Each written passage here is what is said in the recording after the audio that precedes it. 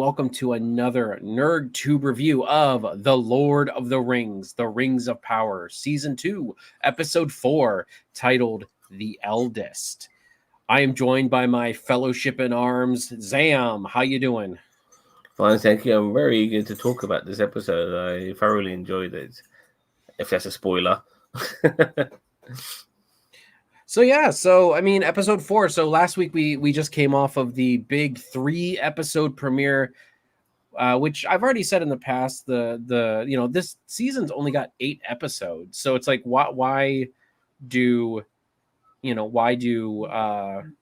out like 3 episodes to start, and then you only have 8 episodes. So really, we're only getting like 5 weeks of content or something like that. So I think they want us to get us into the groove. I could see them doing 2 episodes, but 3 whole, and these are hour-long plus episodes. So I just think it's a lot for that first week, not for just reviewers like us, but for people who want to watch it. You know what I mean? Like, it's daunting to watch 3 episodes of Rings of Power when they're all over an hour long. No, I agree. Was this episode an hour? It might have been over an hour long. It was just over an hour. Yeah. And it was more palatable just watching this single episode, which is why probably I enjoyed it, because it was, considering we only had like a day to watch the first three episodes before we had to then immediately do our review of it. It was quite daunting, but this is much better. Yeah, now we're back to once a week. I'm much more happier. So we pick up where we left off last week, where Celebrimbor and Anatar, the Lord of Gifts, aka Sauron, was making the Dwarven Rings of Power, and we're not even going to touch on that in this episode at all. We're not even going to look at it. We could also catch up with I don't know what was the other the dwarves, Celebrimbor. So I think we got pretty much every we didn't get any Sauron in this episode. Yeah, none. And we didn't do anything in Numenor either. No dwarves. Yeah, so yep. No dwarves, no Saruman and Celebrimbor, no Numenor, which is okay. I'm okay with them doing because if you're gonna have like 6 main stories going on, obviously some needs to get left out from time to time. I don't mind that, but I felt like between the dwarves and the Eregion story with Sauron and Celebrimbor, and even I know the Numenor stuff doesn't really interest you. It interests me probably a little bit more than you. Like that was like all their great stuff, in my opinion. Yeah. I did not enjoy this episode. I'm not saying that at all. I'm just saying, like, I feel like there should always be a facet of the dwarves, the Rings of Power or Numenor in at least every episode, like one of those 3. You know what I mean? And then put whatever you want around it as well. But I feel like we need to focus more on like the kind of the main facets of the show. And it kind of felt like it kind of felt like a filler episode, like where it's like, hey, we're checking out all these other things because we don't want to put so much focus on Sauron in this episode. You know what I mean? So I'm not saying it was a bad episode. I'm not saying I didn't like it. Didn't like it. I'm surprised actually. I'm not saying I didn't like it. I'm just saying, kind of there. A couple comments from Daniel Vance saying rings for everyone, made them myself. As long as mine is a cock ring. If you're watching this show with subtitles, you're missing quite a bit. Oh, if you're not watching this show with I actually did not, but maybe I'll go back and watch it with subtitles on. I think I did. I think I watched a couple episodes last season with subtitles on because I was trying to figure out a couple things while they were going. And the subs name multiple orcs as well as their masked raiders. Well, cool. I don't care what their names are, but I'm sure we will get to that where we care about them. Anyways, what did you think of? I mean, besides that, what did you think overall? Like, it was a good action-packed episode, and we got to see so many things in it, which made me really enjoy it. Tom Bombadil came into play, we also saw the Ents as well, and these Pirates of the Caribbean looking monsters. At one particular point, which was a nice So little the Ents and the Ent wives and the Barrow Whites, and yeah. yeah. So there was a and like there's interesting creatures like the one which was like initially you thought Isildur was just stuck in some sort of bog that was sucking him down, but no, he was actually being pulled in by a creature, and him and Arondir both went in the mud, and then what's her face, who was part of the bad boys, I thought she was just running away, but when she came back to try to save them, it kind of showed that she was probably hiding her old identity because she doesn't want to be part of that life anymore. And I was right about that because she turned face by saving Elisa. And then she turned immediately heel again when they took the shackles off. Yeah, which is I have to admit that did happen. That did not sit well with me, only because I was like, she went to all this trouble to save them, and then she goes and turns again. Like, I mean, it just, I mean, I could see if like another opportunity and she had the shackles off came up, and then she maybe dips because she doesn't have the shackles on anymore. But it's like, yeah, I don't know. I think I get it's survival. Like, I get that she's just trying to survive. She doesn't want to be a wild man of the of Mordor. Like, she doesn't want to be one of those that were marked by Adar. She did it just because she was desperate. I get that. But why is she so dead set on getting away when they have accepted now the fact that she is that, or she took the mark, but she is turned away from that? And I feel like it just makes no sense as to why she would, turn her back on that. I also like the fact that when she did scar herself, it didn't, like this particular moment didn't drag on for several episodes. Like the next episode, this episode, Arondir immediately figured it out. Yeah. And nipped all of that shit in the bud, and I love stuff like that. I don't like things dragging too long. And I'm happy it was dealt with within the next episode.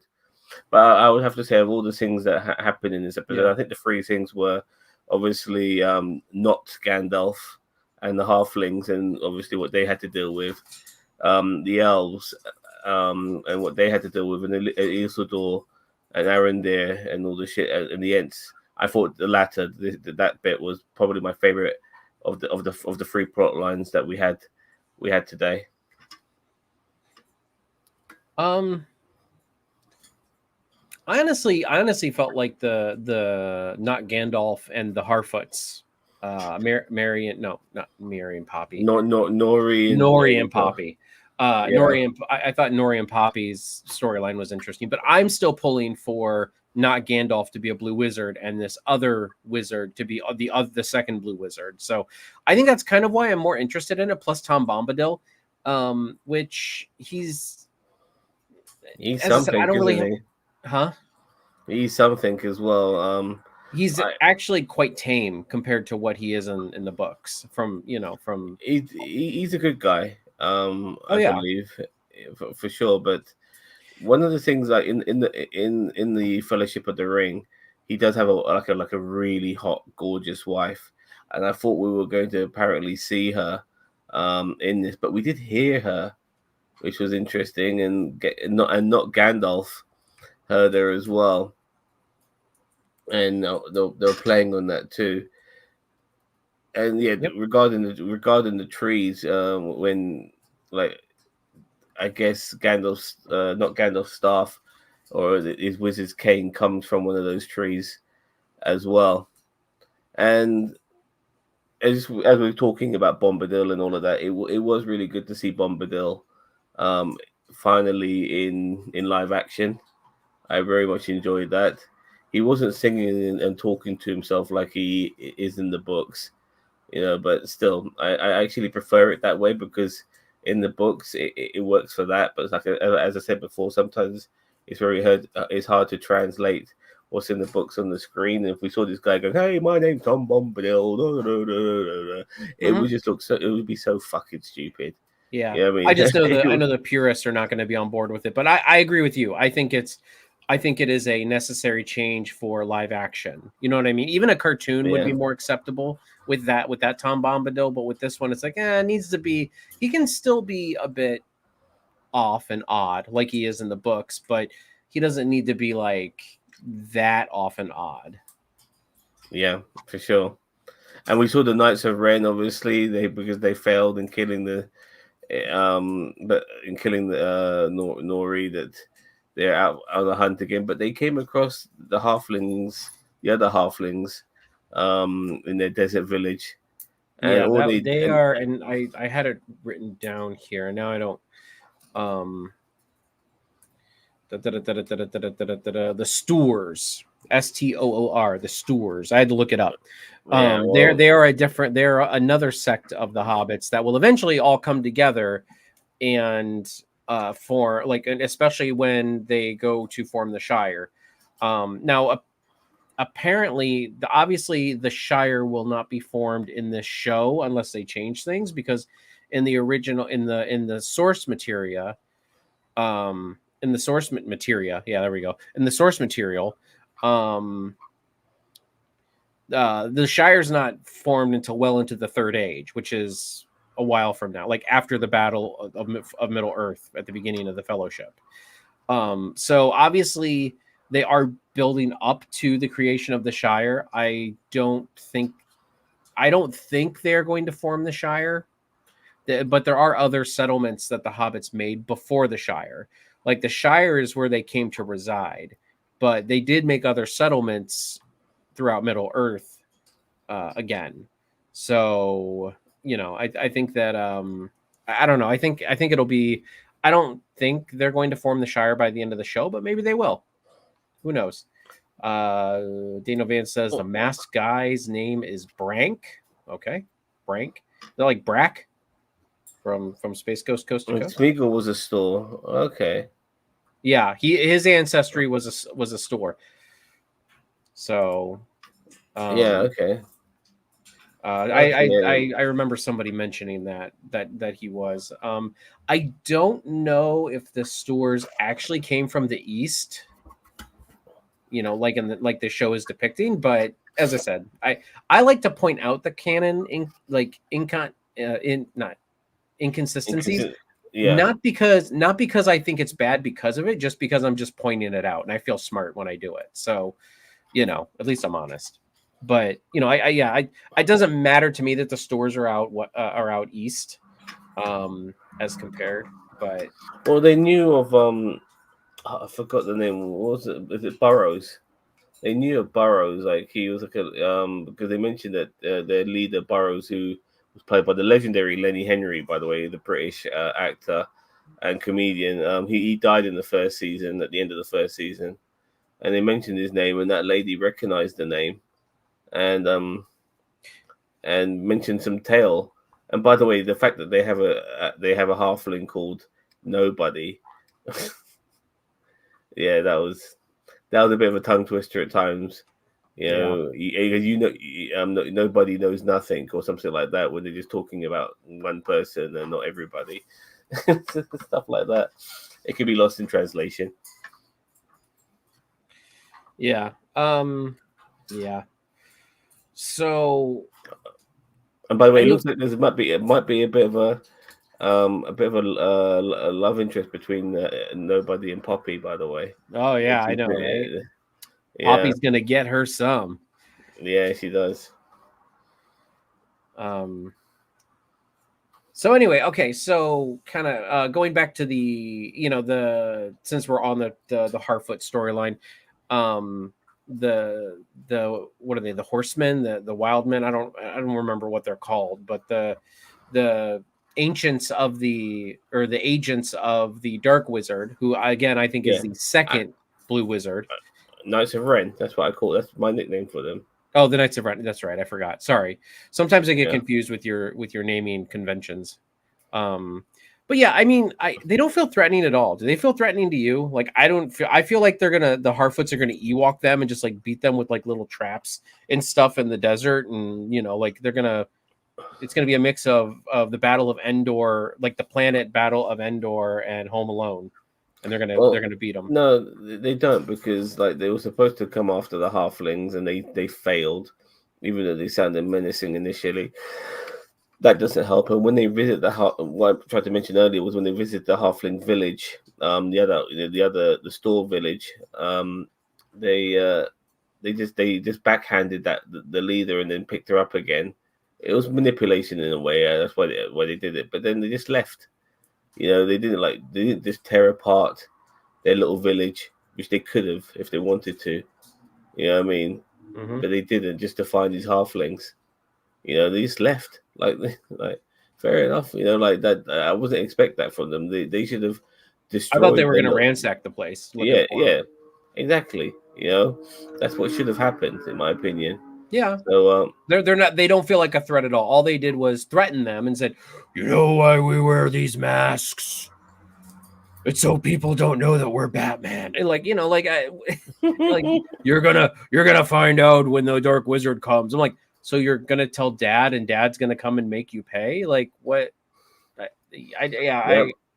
I really don't feel like they were that threatening at all. Dano Vance says, when nobody says the leader's name is Gund, I really thought it was going to be an orc camp, and that is why he's called Nobody. And it might have been more interesting than.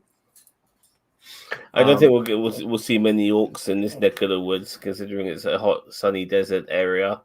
Yeah, they do not like the sun. Yeah, a lot. I mean, whether some. I mean, obviously the trolls and stuff, they turn into stone, so they don't like the sun whatsoever. So they avoid it like the plague. But yeah, you're right. They don't feel the Knights of Ren. They don't feel like a threat. We saw that Dark Wizard, who's not obviously Saruman. I knew he wasn't, but he was giving off the Saruman vibes. That's because of the exposition. Well, I don't think they've confirmed he's not Saruman. Like, I don't think they've confirmed he's anybody. Like, they have not named him. The name that they gave was nothing of consequence. So it's obviously like an alias or something, and they will reveal what he is. I still think he's a blue wizard just because all of the Knights of Ren, as you call them, all of the Knights of Ren have like that blue like paint on them, like and Ginger Greek is here, so he is asking where their hobbit tits in their clothes. Okay, so back to Tom Bombadil, and then we can move on from there. So he was the one who mentioned the Dark Wizard, which is why he was very skeptical of not Gandalf, because he was wondering what path he might be led down. Very Star Warsy regarding what path, the dark side, and all of that. We're not where you think. Well, I think he's drunk. I don't know. Who knows? Yeah, fair enough. Okay. Yeah, I mean, and they pulled a lot of lines from the Lord of the Rings book, Fellowship of the Ring. For Tom Bombadil, a lot of the lines that he used on like Frodo and the Fellowship. How illiterate are you two? Okay, where their hobbit tits? Okay, were there hobbit tits? No, there weren't. Were not where you thick? Gotcha. Uh-huh. So anyway, I'm tired, man. I'm tired. Just leave me alone. God. We got that bit right. Such a bully. We said were. Oh, now I get what you're saying now later on, but we said where their hobbits. Yeah, we said that. We didn't say where. I might have said where. I'm not lying. I'm not reading very much. So Zam can manage the comments from now on. I don't know. Yeah, I didn't. Okay. Okay. So yeah, I mean, a lot of the Tolkien purists, well, of course, they're going to scream, "Oh, that's what he said in Lord of the Rings, not in anything else." And it's like, you know what? Okay, guys. Well, that is what it is. But I do like the route they're going with this. I do like the fact that, like, the strangers, like, can you teach me how to, use magic? And Tom Bombadil can't really teach somebody magic because he just does it. So this is why I believe he's a blue wizard. Now, obviously, it's not everyone agrees with me. There are people are skeptical on that, but he About does wear who is uh, the Tom Bombadil. Tom Bombadil's not a blue wizard. He's never a blue wizard. Hello there, Ron. Okay. Well, I If mean, they did that, there would be an uprising in the Tolkien community, like all I'm massive. saying, just Google Tom Bombadil Blue Wizard, and there's a lot of stuff there which makes people believe the law that he might be one. You Okay. know, and because there's something the way he dresses, the fact that he knows magic, he has a pointy hat, all of these sort of things. He's got the appearance of a wizard with the beard and everything. You know, Okay. just saying. Yeah, I know. I'm just yeah, exactly. I know. You know, I'm just saying regarding if you just do a Google search, you know, just type in Tom Bombadil Bloom Wizard. Tom is a fae. What's a fae?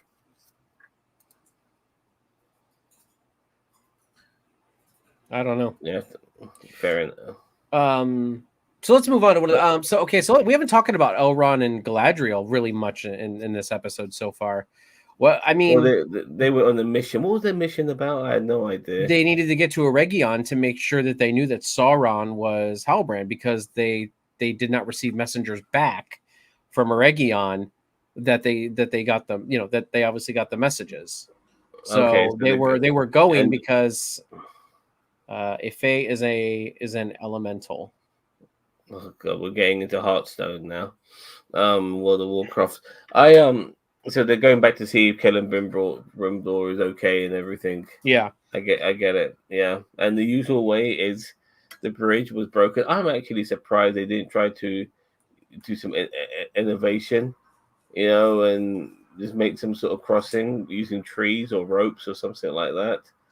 You know, the elves, you know, they're very resourceful people. I thought they could have done something like that. They How probably did you could have. feel? I mean, it just seemed easier to make them go around, which is kind of like plot convenience at that point. But that bridge, that gap was also pretty big. Well, when they went south, obviously, they had to go south because that's where we were going to get our action scenes, and it was easier to get to their destination by going south. But how did you feel about the black elf being the first one of the elves to be killed? I was gonna bring that up. You stole my thunder. Yeah, I was like, you know how this is a white person show is because the black elf died first. That's how you know white people wrote this shit. No, look, personally, I think that moment was there to appease the anti-woke crowd who complained about everything. I think I hope they wouldn't do that. If they did that, that is very sad of them. Well, I think they did it as well. Like, look, just because we have black elves doesn't mean that they're invincible. You know. But I get that, but like what? Yeah, no. But that was my first thought. Is I'm like when the first elf to die was. I'm like, man, I've seen this movie before. Black dude dies first. Well, it hasn't happened in a while, so I didn't mind it happening for old time's sake. Yeah, but fair enough. Fair but enough. then, I mean, at least kill another one. Like, you didn't even kill the white one. You saved the white one. Well, we had to see what that ring can do, and now we realize it's got healing properties. Not only well, it's supposed to enhance the wearer's ability. So, I mean, granted, there is no mention in the original lore of the rings of power granting healing abilities to somebody, but it does enhance. That's why it enhances Galadriel's foresight and the High King's foresight, because it's supposed to enhance their abilities. You know, like hobbits, they turn invisible. Dwarves, I think they turn invincible or something like that. I don't remember what happens to the dwarves when they wear the ring of power, but well, the ring itself just turns you invisible regardless of you being a hobbit, because if you saw the extended edition or the Lord of the Rings, Isildur puts the ring on and turns invisible himself. Does he? Yeah, I recently came across it again online. I saw the extended prologue, and at one point he puts the ring on. he gets like like there's some sort of ambush and he puts the ring on, but then eventually it I think it comes off, and that's where he gets killed and it ends up in the lake. Okay. I mean, it's been a long time since I've watched Fellowship, but I mean, I don't ever remember that being mentioned. Maybe that was just a Peter Jackson thing. Maybe I don't know. I'm not going to speculate because I don't know. I believe you that you saw it. I'll look for it just to show you. But maybe Okay. they got rid of it because they wanted the law to be a particular way that maybe only makes hobbits invisible.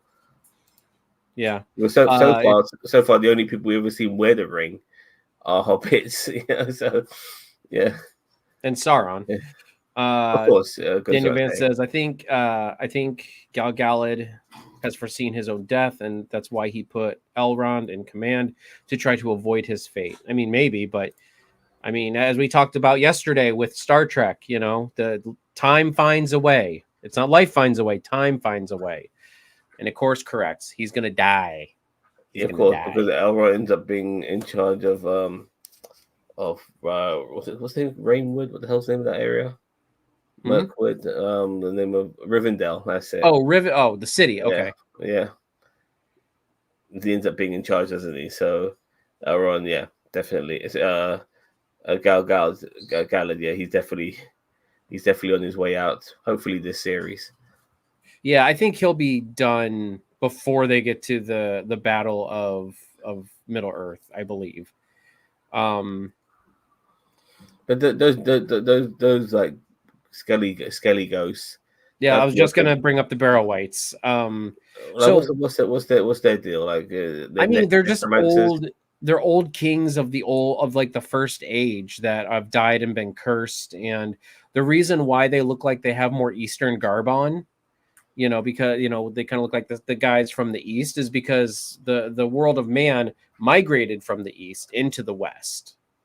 So that's where they came from. So in the first age, or maybe it was early in the second. I want to say it was the first age though. But the realm of men expanded from like the East and Rune all the way out. It's actually a deep cut. Is Tom Bombadil talking about the East here used to be green and lush, and now it's barren. That's because man. And then when man basically ran that whole the whole land ragged, they moved west. So Tom came out there to kind of see what was going on, and that's kind of the realm of men is kind of like a parasite, like Agent Smith says. They just kind of destroy everything and move along. Yeah. But yeah, so yeah, I don't know where I was going with that, but so yeah, with the Barrow Wights, I mean, a lot of people have been excited for the Barrow Wights. I don't see the excitement. I mean, yeah, they're just basically skelly ghosts, like you said. Like for me, like they're just fodder just to give us a scene. Yeah, everybody makes it seem like there's something much more than they actually are, and I'm like, okay, they're skelly ghosts. Like but when it comes to real villains, it's always going to be the orcs, the goblins,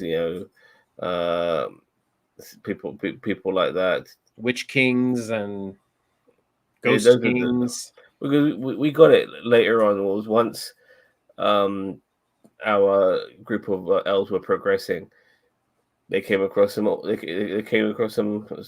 goblins, and you're talking about later on when they were trying to shoot the horse.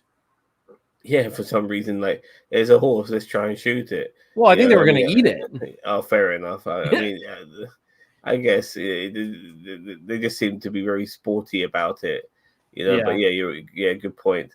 And then for some reason, like just in my humble opinion, I think that group of elves, being the skilled fighters they are, they should be able to take care of every one of those orcs and goblins. I know that they were like, oh, you need to continue to Eregion to warn Celebrimbor, but it's like, yeah, like why would you all not just take out that group of orcs? So it seemed like it was just kind of plot convenience for them to capture Galadriel. Exactly, and she gave Elrond the ring as well, and Elrond very smartly realized that the ring was that she wasn't trying to save them; she was trying to save the ring. Yeah, it's really Yeah. weird that she gave them the ring. I'm like, because it made sense when Elrond said what he said, but I was like, I'm like, why did she give him the ring? I'm like like it just makes no sense, to me. Yeah. I mean, maybe she didn't want the orcs to get their hands on it if she died, but at the same time, and then when Elrond's like, she didn't do it to save us, she did it to save the ring. I'm like, oh, that makes sense. Okay.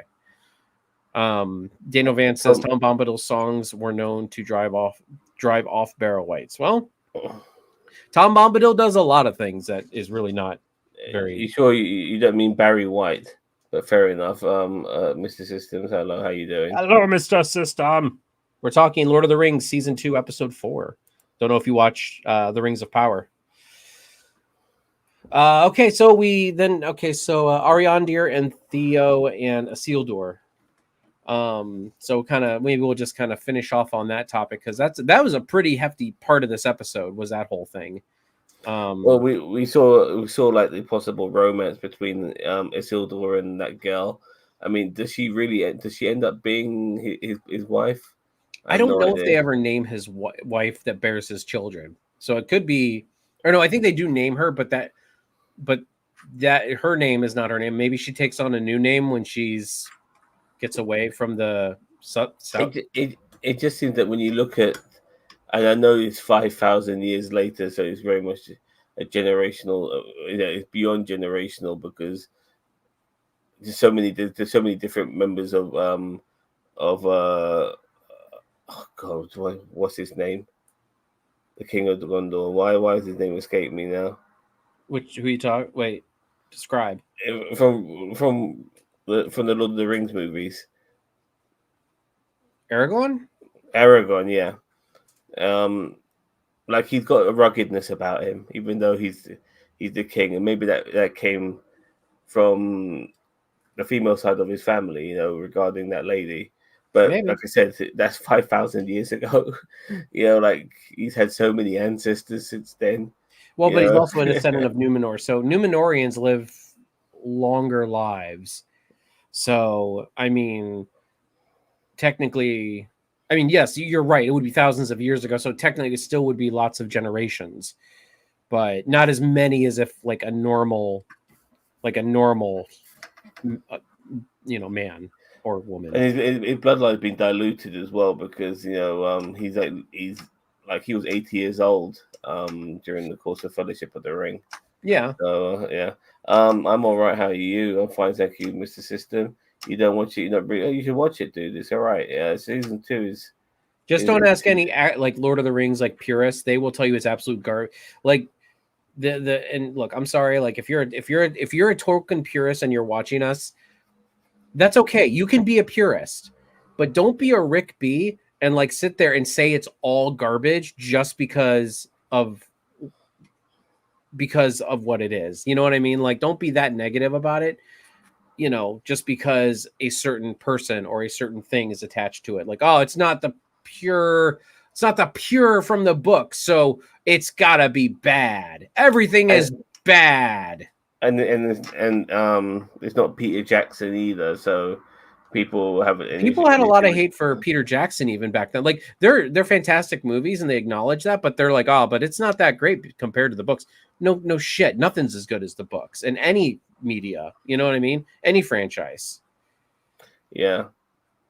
But going back to Aaron there, like after prior to saving Theo, which is the whole point of their quest, they come across the Ents, which was awesome. Well, they don't save Theo yet. They're on their quest to save Theo, and then we see Theo getting like taken hostage, which was interesting. But it was really weird. Everybody was saying, like, I saw online, everybody was saying that Theo got snatched by like barrel whites and not dwarves. Oh God, what am I thinking? What are the big things? What orcs? No, the big with the orcs, but they're big. The Urukai. No, big, tall, big, fat things. Oh, the trolls. The trolls. I'm sorry, I couldn't find the band. Word finding's hard. Yeah, I know what you mean. I'm not a purist. It just seems like they're just keeping the friendship going by doing stuff no one asked for. I mean, look, people want more of that universe. I do. You know, Yeah, so I think I didn't even think season one was that bad. Like everyone says it's garbage. I'm like, I get where people say that it was a bit of a slog. I understand that, but I was kind of okay with this first season. I think they've got the balance a lot better this time around. You have to have some like moments of high octane action mixed in with some of the drama, and they've done that with pretty much every episode this season. And I like that formula a lot better than one big battle scene in episode 5 after a lull, for Yeah. 3 or 4 episodes. So yeah, it keeps you on your toes. I think season 2 is actually very good. I'm enjoying it. But yeah, so a lot of people were saying that it was a troll that picked up the. I'm like, did nobody not recognize the sound effect that sound exactly like an ent walking There's and moving? obviously an end. There's I everything know it about was that just so moment. weird. People weren't even catching on to it. I was really thinking, I'm like, man, I must be brilliant for all these people to not realize that it was an ent that grabbed them.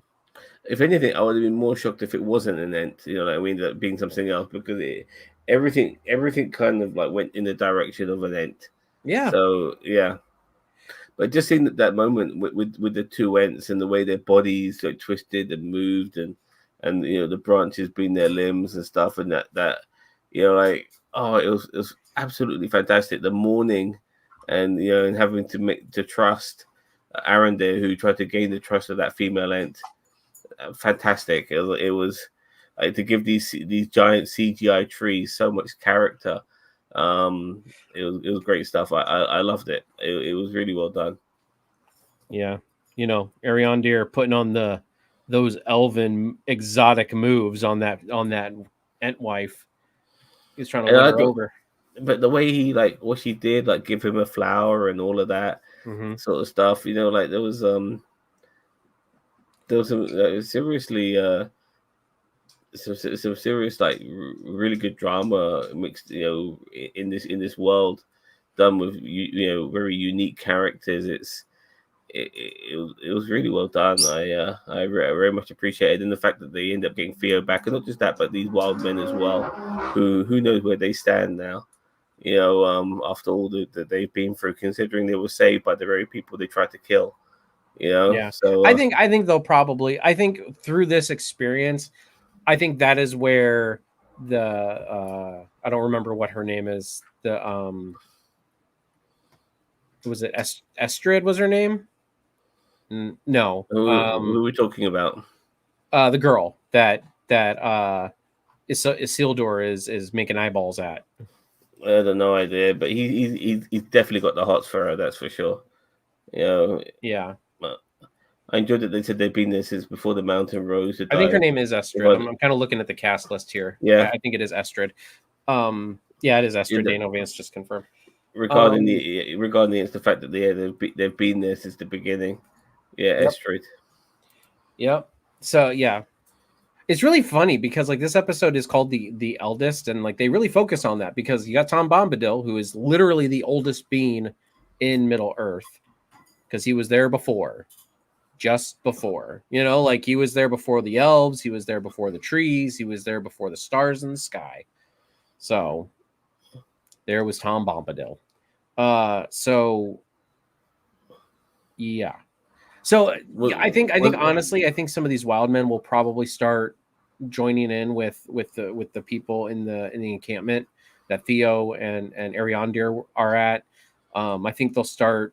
I think they'll start trying to make like I don't know, like a sanctuary state for them. Like like, hey, we know you took the brand of Adar, but we want to free you. We don't want you to suffer. So I want to hopefully, go ahead. I want to see, like at some point, like, I want to see Minas Tirith, Minas Mogul. These twin cities of good and bad. Light and darkness. I want them to see them get built. You know, Minas Tirith. I don't know. Go ahead and I continue. want to see. I want to see that tree, the tree of the king, which was on Minas Tirith at the top of it, which will be blooming. That obviously stopped blooming once Isildur died, and there was nobody sitting on the throne but stewards. I want to see all of that. I want to see why Minas Mogul being built and why they called it Minas Mogul, why they called it Minas Tirith, why did one name the city Minas, after the other one, all of these sort of things. The founding of the realm of Gondor in Second Age, 3320. So I don't know where that stands as where we're at. So it might happen. Well, we're in the Second Age, so it might happen. I mean, they need to be chiseling that mountain pretty soon. You know what I mean? Third Age, 420. Minas Tirith would be Minas. Okay, so the place has already been built. Like I said, Minas Mogul. There's no sign of that either.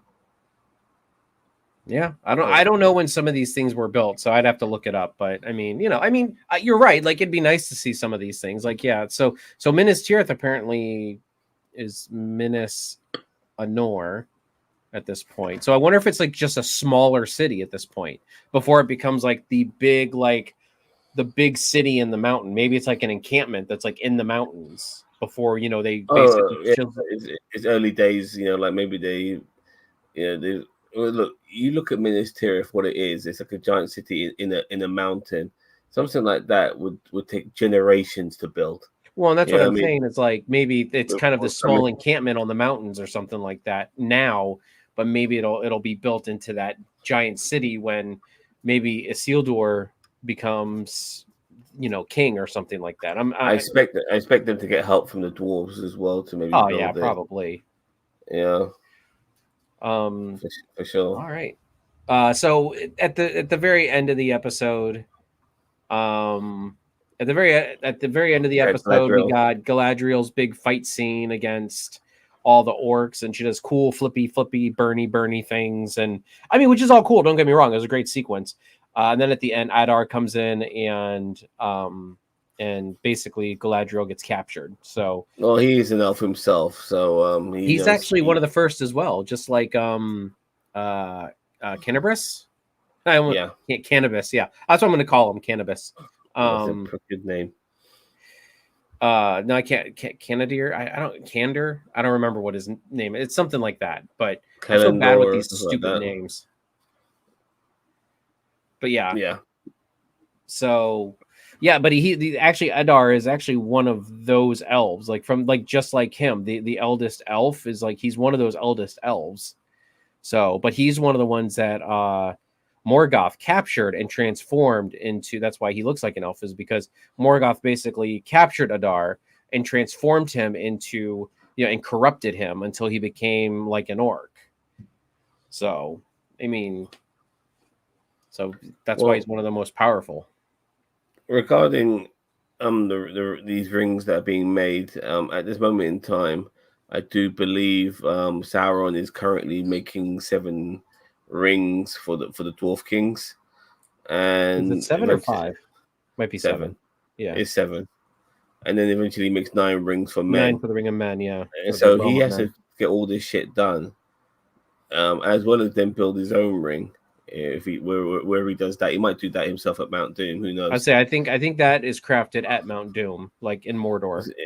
So he needs to do all of that shit before Elrond pays him a visit. Correct or not? Yeah. Unless. Well, go ahead. Yeah. No, unless. I don't know. It's weird in a way. Unless he somehow gets around it in some particular way. I don't know. But yeah, it just feels like he needs to make all these fucking rings pretty soon. Sorry, I'm still trying to look up this guy's name because now it's bugging me. Oh god, these are all people from season 1. Master, what is his name? It's covered up. Anyway, all right, whatever. So I think that's kind of it for the whole episode. I mean, kind of on a Galadriel, cliffhanger with Galadriel. Galadriel, And she's been kidnapped now. She's where Sauron was at the beginning of this season. mhm. Um, she obviously escaped. You know, this is the thing with prequels. We know that she lives. You know, so it's just how. And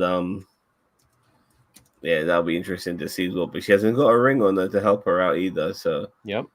she's gonna have to use her I wonder wits if and she's her going to go through ability. some kind of withdrawal, like like Frodo was. Remember when he lost the ring for a while? I don't think it's that type of ring, but maybe who knows? No, I mean, Or, you can tell that she's addicted to the ring. Like it's influencing her. Like whether Sauron had cast a spell on it or whatnot, it's still It's still like okay, because she you notice how she kind of like rubs the ring and stuff like that every now and then, like my precious almost.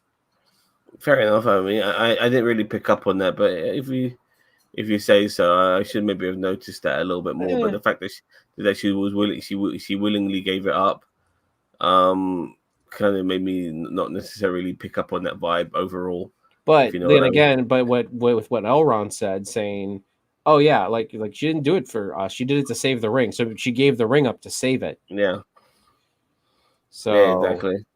Where is Celeborn, Galadriel's husband? Well, you know, she's still got time.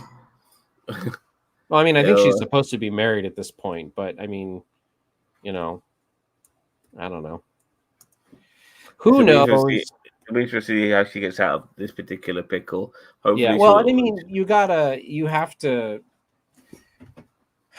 as elves go years, decades without seeing their spouses. You know what I mean? Like, so he can just show up one day in season 4 or Yeah, something. for enough, not seeing your spouse for about 50 years is like not seeing them for 5 days.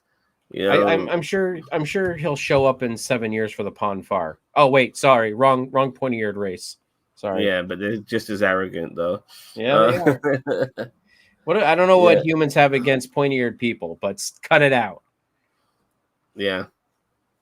So All right, so I guess you're ready to mark this. yeah, I'm going to give Lord of the Rings season 2, episode 4, an 8 out of 10. I thought this was a very enjoyable episode. It ticked all the boxes.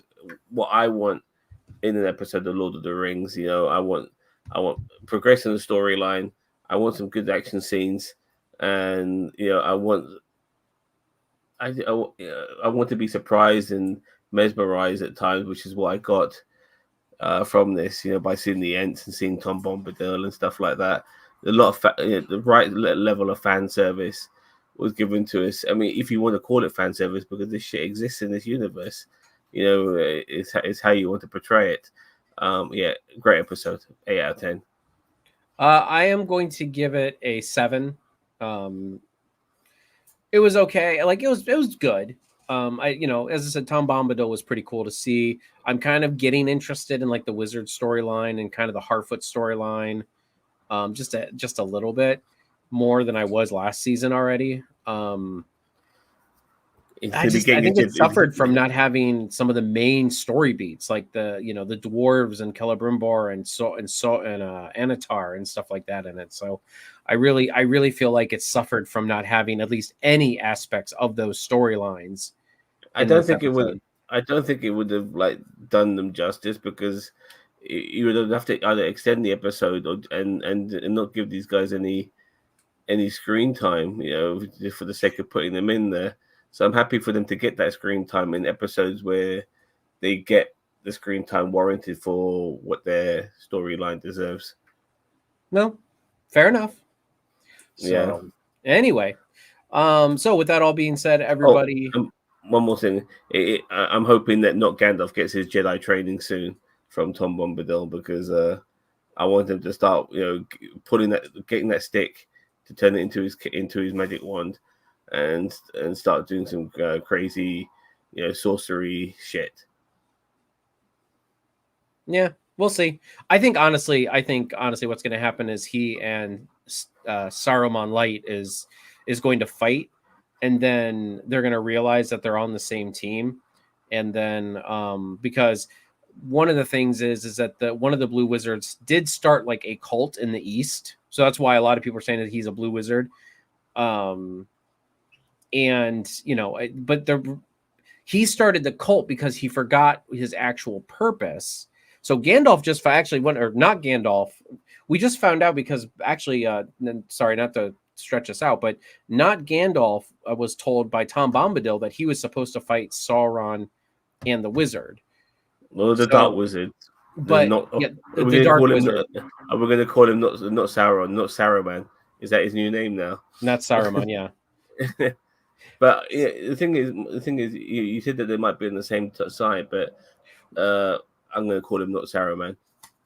He seems to be quite a dark character because he brought out female Slim Shady, who was an assassin of sorts. The Knights of Ren are assassins. They mentioned about how they're going to kill the halflings and all of that. He doesn't come across as somebody who has been misunderstood. He comes across as evil. So and I get that, but I think he had the same thing. So a theory that I heard is that the reason why he started a cult and all this is because, and I don't think Tolkien even really got into this. All he said was that they went out east and they started a cult.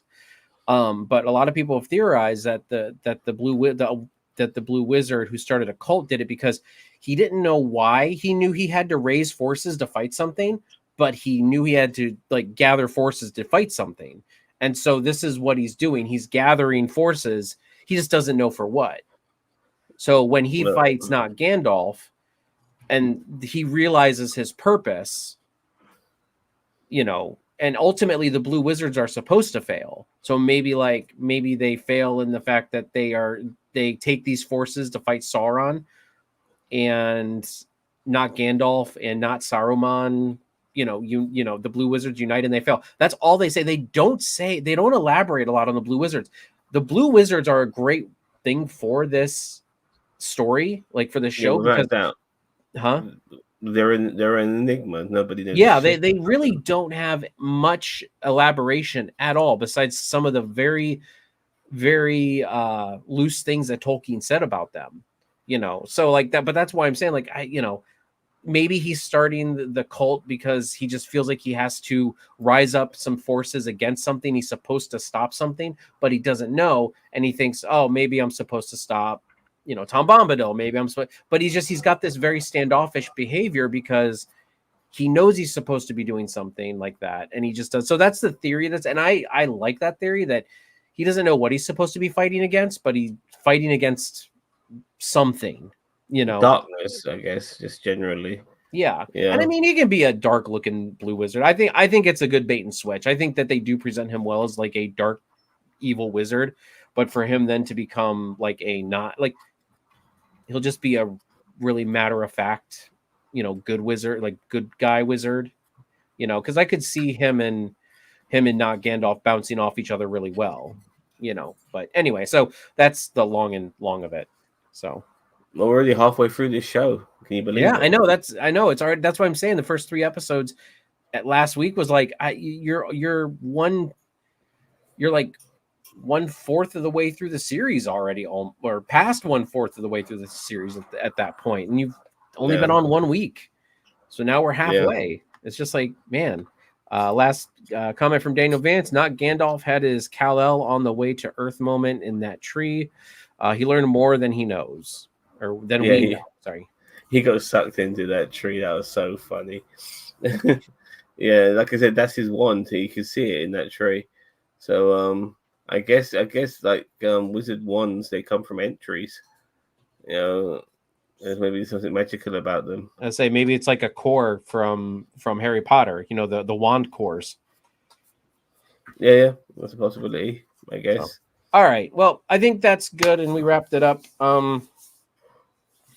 Zam, thank you so much for being here and reviewing this with me. I just want to say that this Sunday, myself and Major Rage will be doing a review of Terminator Zero, which came out on Netflix last week, I think on the 29th of August.